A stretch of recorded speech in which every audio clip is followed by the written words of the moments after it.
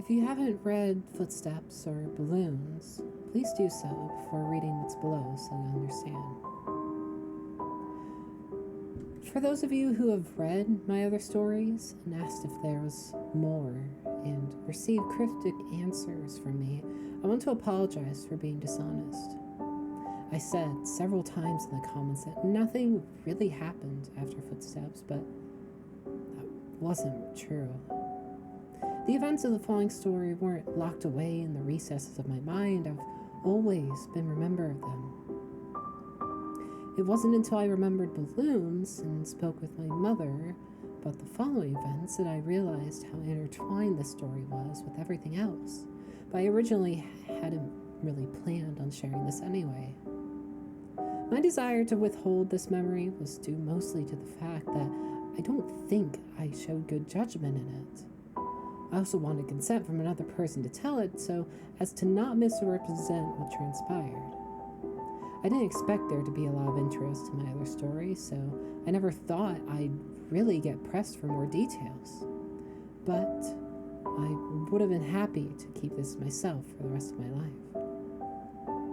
I haven't been able to reach that other party, but I would feel disingenuous withholding the story from those who wanted more information, now that I've spoken with my mother and another connecting line has been drawn. What follows is as accurate a recollection as I can manage. I apologize for the length. I spent a summer before my first year of elementary school learning how to climb trees. There was one particular pine tree right outside my house that seemed almost designed for me.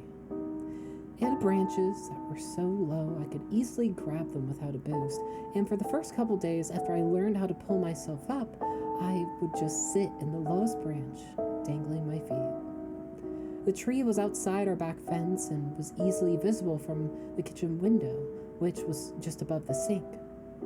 Before too long, my mother and I developed a routine where I would go play on the tree when she washed the dishes because she would easily see me while she did other things. As the summer passed, my abilities grew, and before too long, I was climbing fairly high. As the tree got taller, its branches not only got thinner but more widely spaced. I eventually reached a point where I couldn't actually climb any higher, and so the game had to change. I began to concentrate on speed, and in the end, I could reach my highest branch in 25 seconds. I got too confident, and one afternoon I tried to step from a branch before I had firmly grasped the next one. I fell about 20 feet, broke my arm really badly in 2 places. My mom was running towards me, and I remember her sounding like she was underwater. I don't remember what she said, but I do remember being surprised by just how white my bone was. I was going to start kindergarten with a cast, and won't even have any friends to sign it. My mom must have felt terrible because the day before I started school, she brought home a kitten. He was just a baby and was striped and tan and white. As soon as she put him down, he crawled into an empty case of soda that was sitting on the floor.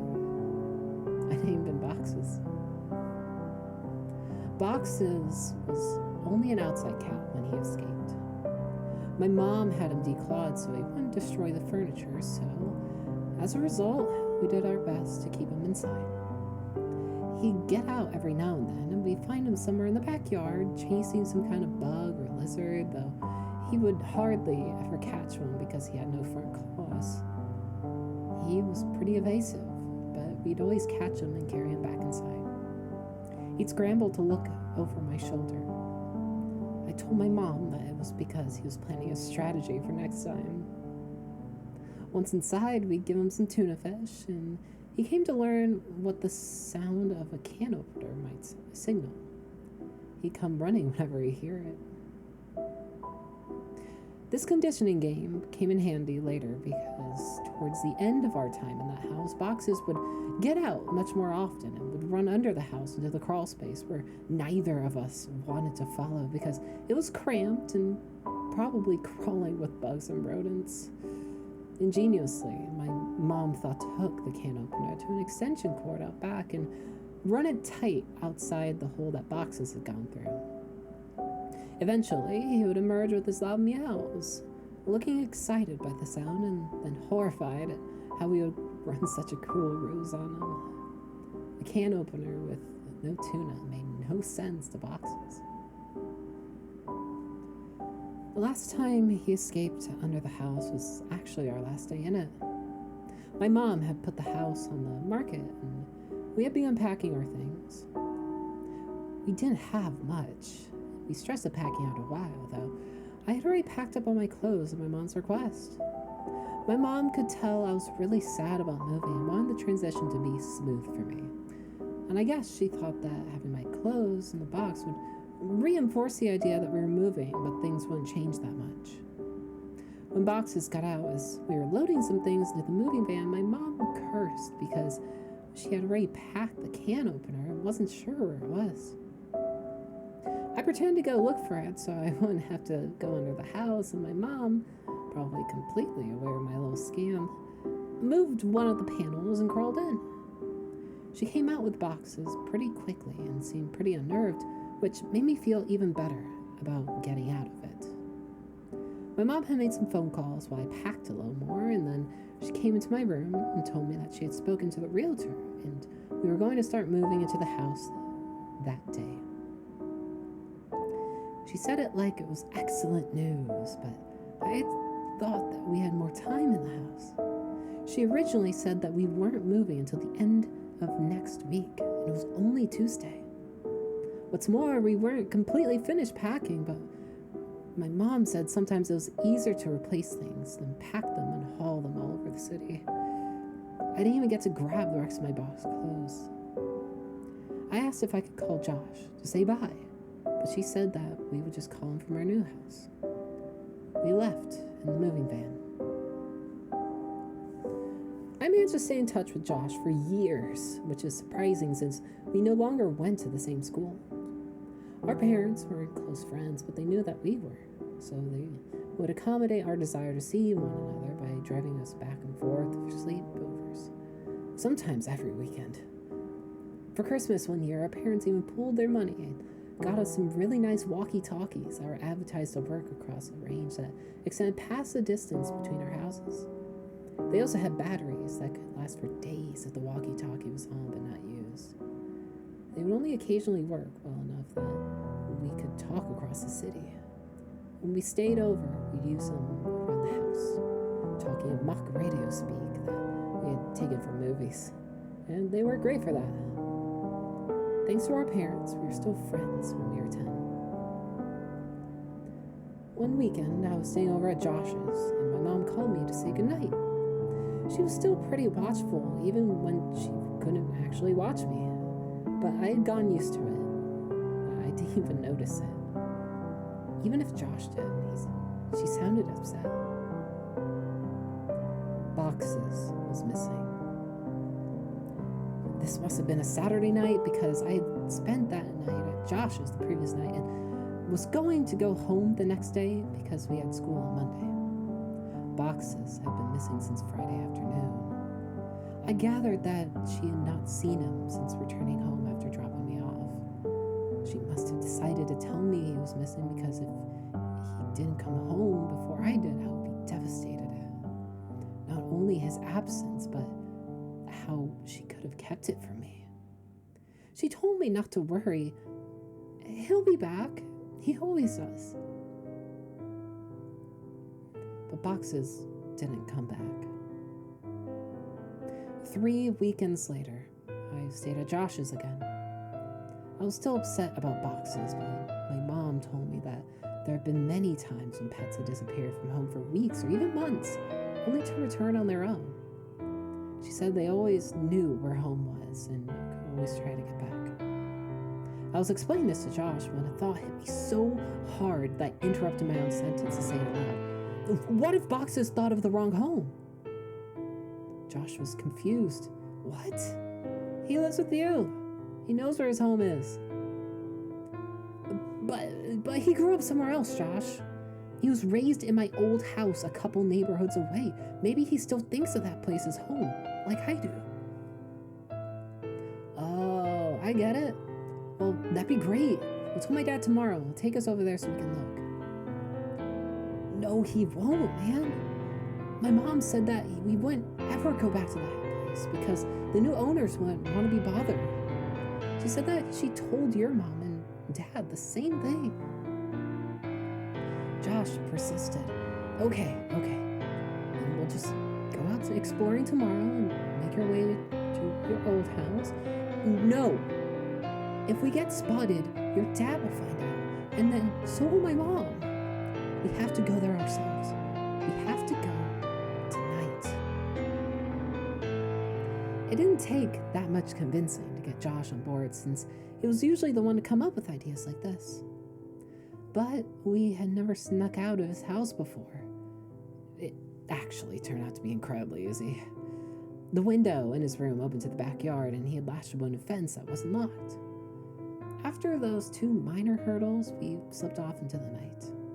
Flashlight and walkie-talkies in hand. There were 2 ways to get from Josh's house to my old house. We could walk on the street and make all the turns or go through the woods, which would take about half the time. It would have taken about 2 hours to walk there through the street, but I suggest that we go that way anyway.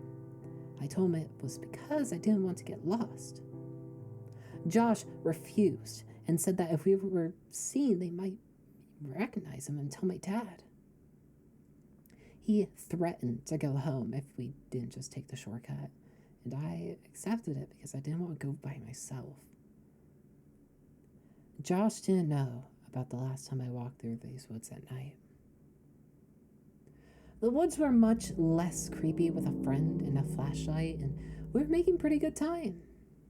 I wasn't entirely sure where we were, but Josh seemed confident enough that it boosted my morale. We passed through a particularly thick patch of tangled trees when the strap of my walkie-talkie got caught on a branch.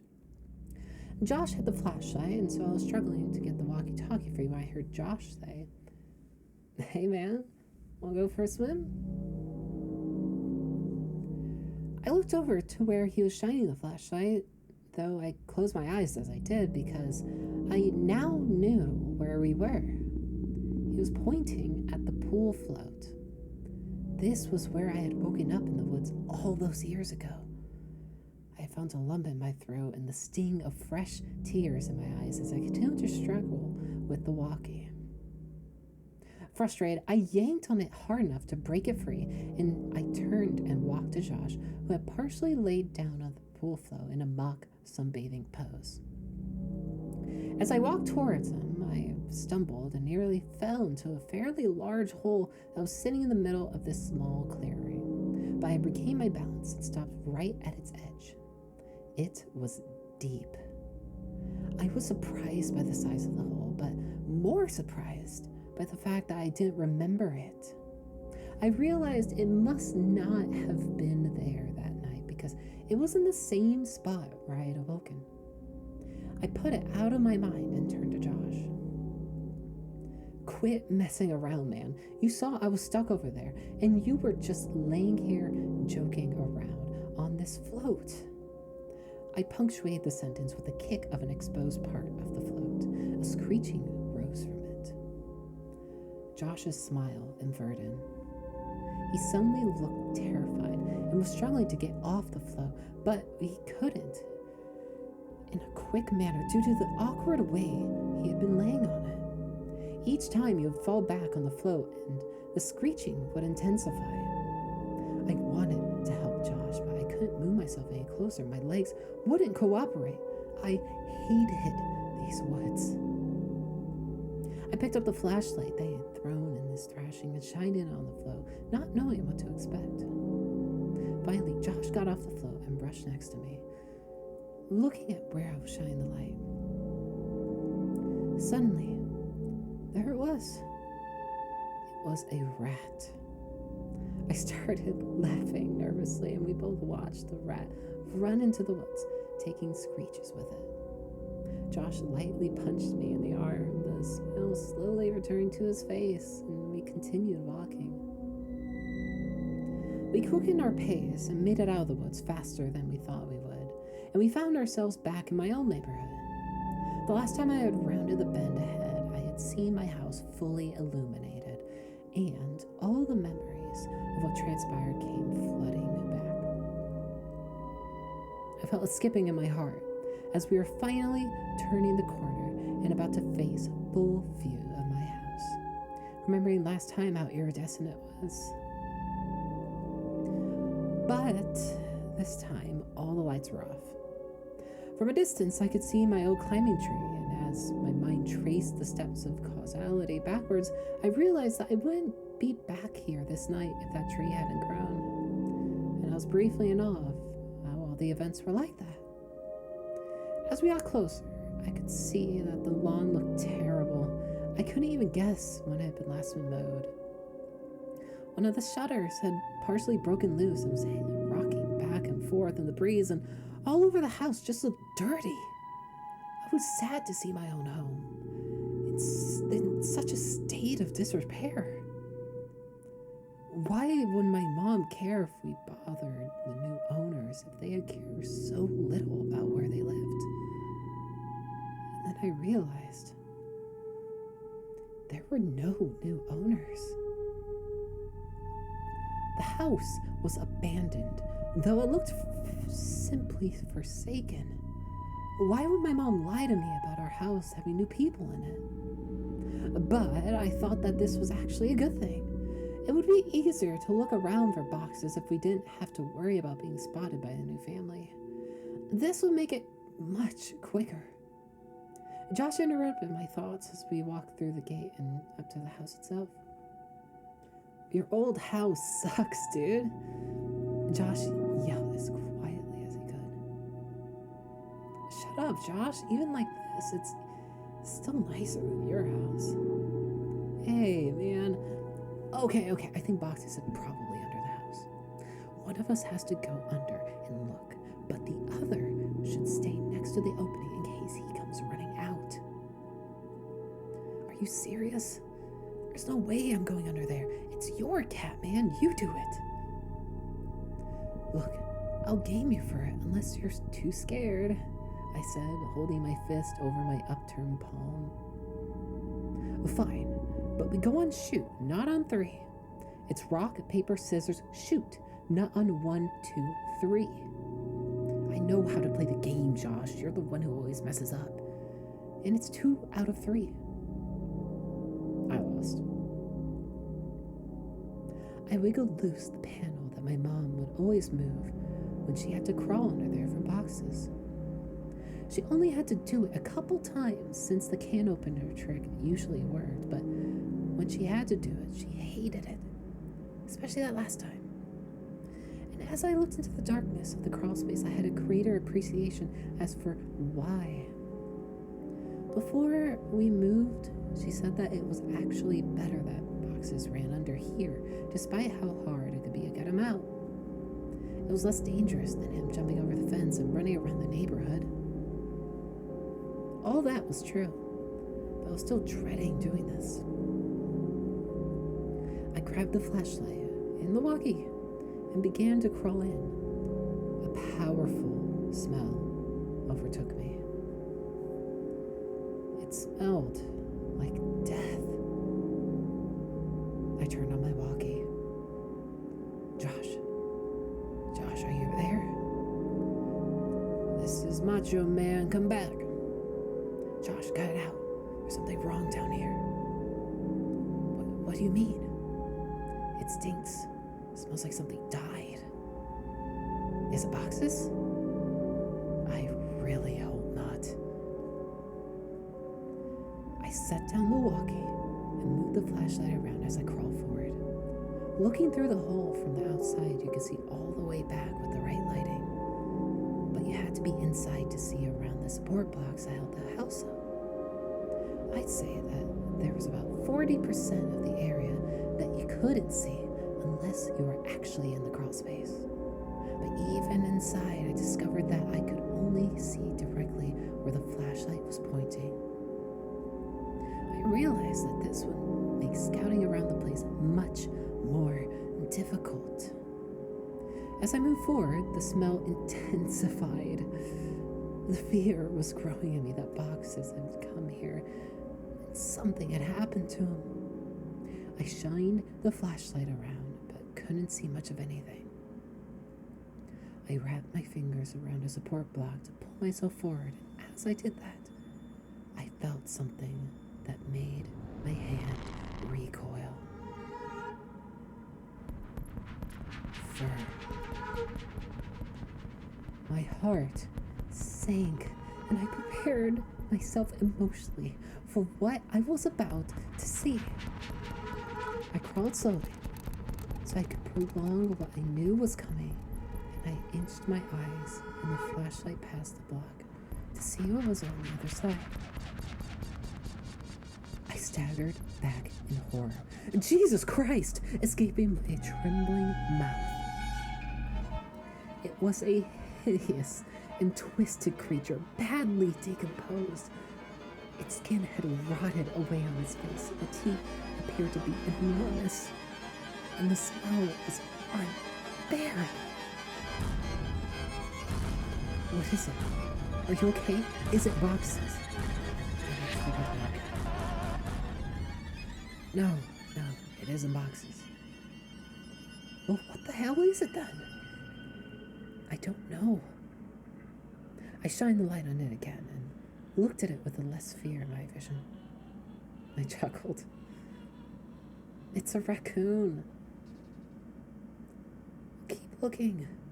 I'm gonna go into the house to see if he might made it in there somehow. What? No, Josh, don't go in there. What if boxes is down here? He runs out. He can't. I put the board back.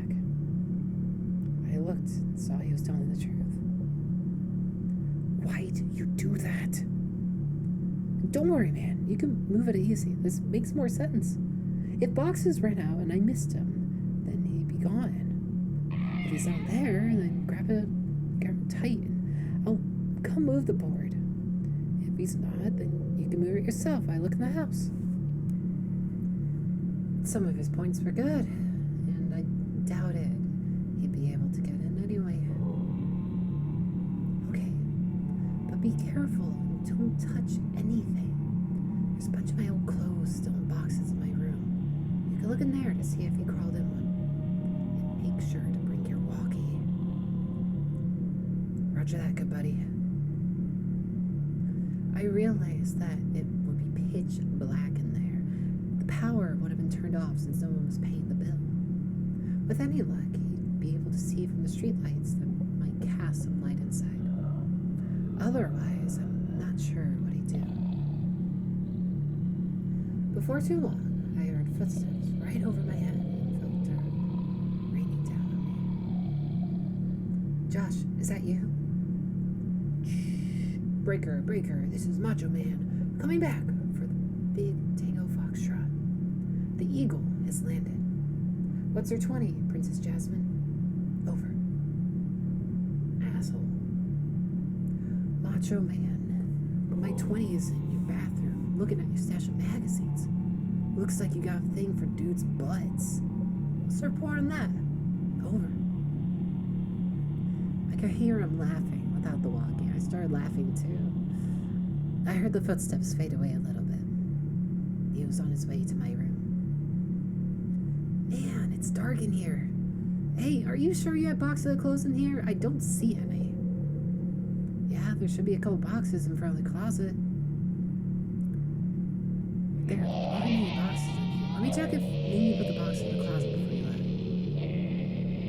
I started thinking that maybe my mom had come back and gotten the clothes and just given them away because I'd outgrown a lot of them.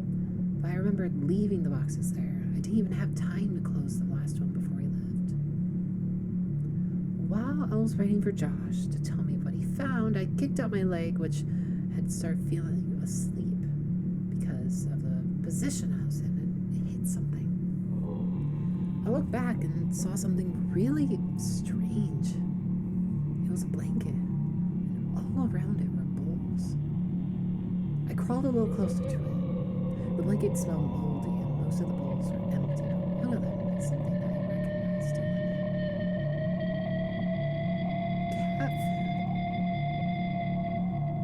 was a different type than what we gave to boxes, but I suddenly understood. My mom had set up a little place for boxes to encourage him to come here instead of running around the neighborhood. This made a lot of sense. And it seemed even more likely that boxes would come back to this place. That's so cool, Mom, I thought. I found new clothes. Oh, cool. Were there any boxes? Like I said, there are no boxes. Your clothes are in your closet. They're hanging up. I felt a chill. This was impossible. I had packed all my clothes, even though we weren't supposed to move for another 2 weeks when we left. I remember packing them and thinking that it was stupid for me to have to get the clothes out of the box and put them back in. I packed them, but someone had hung them back up. Why though? Josh needed to get out of there. That can't be right, Josh. They're supposed to be in boxes. Stop messing around and just come back outside. No joke, man. I'm looking at them. Maybe you just thought that you left them. Wow, you sure like to look at yourself, don't you? What do you mean? Your walls, man. They're covered in Polaroids of yourself. There are hundreds of them. Would you hire someone to... Silence. I checked my walkie to see if I'd switch it off somehow. It was fine. I could hear footsteps but couldn't tell exactly where Josh was going. I waited for Josh to finish his sentence, thinking that maybe his finger just slipped off the button, but he didn't continue. He seemed to be stomping around the house now. I was just about to radio him when he came back. There's someone in the house. His voice was hushed and broken. I could hear he was on the verge of tears. I wanted to respond, but how loud was his walkie turned up?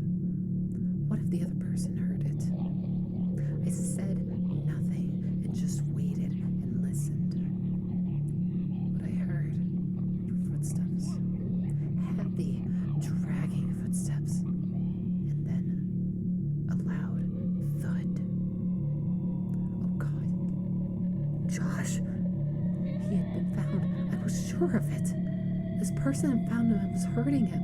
I broke out in tears.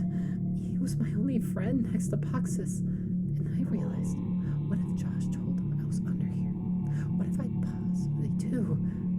As I struggled to compose myself, I thankfully heard Josh's voice in the rocky. He's got something, man. It's a big bag. He just threw it on the floor and... Oh God, man, the bag, I think it just moved. I was paralyzed. I wanted to run home. I wanted to save Josh.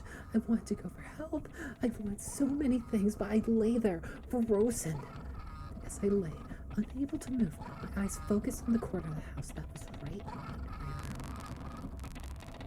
my lit my flashlight. My breath hitched at what I saw. Animals. Dozens of them. All of them dead. They lay in piles all around the perimeter of the crawl space. Could boxes be among these corpses? Was this what the cat food was for? Seeing this broke my shock, as I knew I had to get out of here, and I scrambled to the board. I pushed on it, but it wouldn't budge. I couldn't move it because it was wedged in there, and I couldn't get my fingers around it since the edges were outside. I was trapped. God damn you, Josh, I whispered to myself. I could feel thunderous footsteps above me. The house was shaking. I heard Josh scream, and it was matched by another scream that wasn't full of fear. As I continued pushing, I felt the board move, but I knew it wasn't me who was moving it. I could hear footsteps above me and in front of me, and shouting and screaming, filling the brief silences between the footsteps. I moved back and held my walkie, ready to try to defend myself. And the board was thrown to the side, and an arm shot in and grabbed for me. Let's go, man, now! It was Josh. Thank God. I scrambled out of the opening, holding the flashlight and the walkie. When we got to the fence, we both jumped it, but Josh's walkie fell. He reached for it. I told him to forget it. We had to move. Behind us, I could hear yelling, though they weren't words, only sounds. And we, perhaps foolishly, ran for the woods to get back to Josh's quicker and be somewhat harder to follow. The whole way through the woods, Josh kept yelling, "My picture! He took my picture!" But I knew the man already had Josh's picture from all those years ago at the ditch. I suppose Josh still thought that those mechanical sounds were from a robot. We made it back to Josh's house and back to his room before his parents woke up. I asked him about the big bag and if it really moved, and he said he couldn't be sure. He kept apologizing about dropping the walkie at the house, but obviously it wasn't a big deal. We didn't go to sleep and just sat, peering out the window, waiting for him. I went home later that day, as it was about 3 a.m. already. I told my mom the basics of the story a couple days ago. She broke down and was furious about the danger I put myself in. I asked her why she made all those things up about bothering the new owners to stop me from going. Why did she think the house was so dangerous? She became irate and hysterical, and she answered my question. She grabbed my hand and squeezed it harder than I thought her capable of and locked her eyes to mine, whispering as if she was afraid of being overheard. Because I never put any fucking blankets or bowls under the house for boxes. You weren't the only one to find them. I felt dizzy. I understood so much now. I understood why she had looked so uneasy after she brought boxes out from under the house on our last day there. She found more than just spiders or a rat's nest that day. I understood why she left almost 2 weeks early. I understand why she tried to stop me from going back. She knew. She knew she had made his home under ours, and she kept it from me. I left without saying another word and didn't finish the story for her. But I want to finish it here for you. I got home from Josh's that day. I threw my stuff on the floor and it scattered everywhere. I didn't care. I just wanted to sleep. I woke up around 9 p.m. to the sound of boxes meowing. My heart leapt. He had finally come home. I was a little sick about the fact that if I had just waited a day none of the previous night's events would have even happened. I've had boxes anyway. But that didn't matter. He was back. I got off my bed and called for him, looking around to catch a glint of light off his eyes. The crying continued, and I followed it. It was coming from under the bed. I laughed a little, thinking I just crawled under the house looking for him, and how this was so much better. His meows were being muffled by his shirt, so I flung aside and smiled, yelling, "Welcome home, boxes!" His cries were coming from my walkie-talkie. Boxes never came home.